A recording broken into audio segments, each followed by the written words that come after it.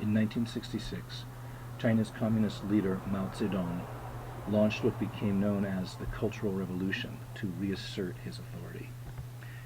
Believing that current communist leaders were taking the party and China itself in the wrong direction, Mao called on the nation's youth to purge the impure elements of Chinese society and revive the revolutionary spirit of the communist victory 20 years before in the formation of the People's Republic of China.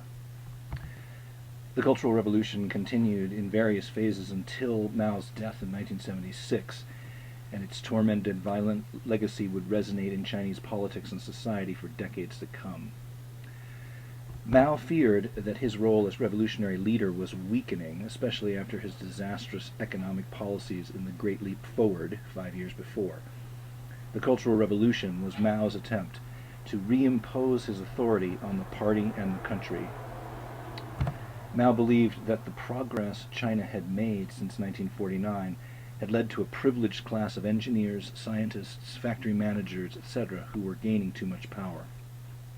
Mao shut down Chinese universities and asked students to purify the country of bourgeois elitist values and create a China where peasants, workers, and educated people worked together for the good of China, no one better than anyone else, a classless society. Students formed paramilitary groups called the Red Guards and attacked and harassed members of China's elite and intellectual class, scientists, teachers, writers, journalists. Mao encouraged them to openly criticize liberals in the Chinese Communist Party and those apparently influenced by Russia. Anyone who was deemed to have developed a superior attitude was considered an enemy of the party and the people. But the fervor of denouncing leaders took off too quickly. If you didn't like your neighbor, your boss, or someone you owed money to, why not just denounce him for having Western bourgeois counter-revolutionary tastes in what he read, listened to, talked about, bought, anything? If you were denounced in this way, you would be publicly humiliated, made to admit your crimes, often beaten or even killed. Many a husband or father was shipped off to a distant farm to be re-educated, made to dig ditches, sometimes for years separated from their families. Meanwhile, a personality cult quickly sprang up around Mao. The government published a book of Mao's sayings called the Little Red Book and forced millions to carry it around with them, memorize and recite much of it. By 1968, the economy and the government was a mess. Groups of Red Guards fought over other Red Guards because each unit thought it knew best how China should proceed. The country was now in the grip of a revolutionary mania that became more and more violent and destructive. The Red Guards attacked the four olds: old habits, old ideas, old customs, old culture. Books were burnt and museums pillaged.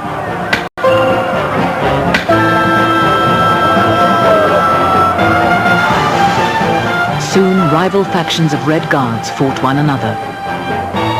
两派进行武斗，动枪、动棍，双 We 方 used clubs and guns. 看来头破 Many 血 were 流， beaten 一直 until they 到死了 bled, 很多 others 人。 died. 大家都觉得 But we all felt we were the true defenders of Chairman Mao's revolution. 为毛主席 To 的 die 革 for the 命路 great leader 线 was an honor. 去牺牲，那是光荣的。 The anarchy spread. Schools and hospitals closed. Offices and factories were in chaos. Seeing things were getting out of hand, Mao's second-in-command, Premier Zhou Enlai, took steps to curtail everyone's denouncing everyone else. But the Cultural Revolution didn't end completely until Mao's death in 1976. Some 1.5 million people were killed during the Cultural Revolution, and millions of others suffered imprisonment, seizure of property, torture, or general humiliation. The Cultural Revolution's short-term effects may have been felt mainly in China's cities, but its long-term effects would impact the entire country for decades to come. Mao's large-scale attack on the party and system he had created would eventually produce a result opposite to what he had intended, leading many Chinese to lose faith in their government altogether.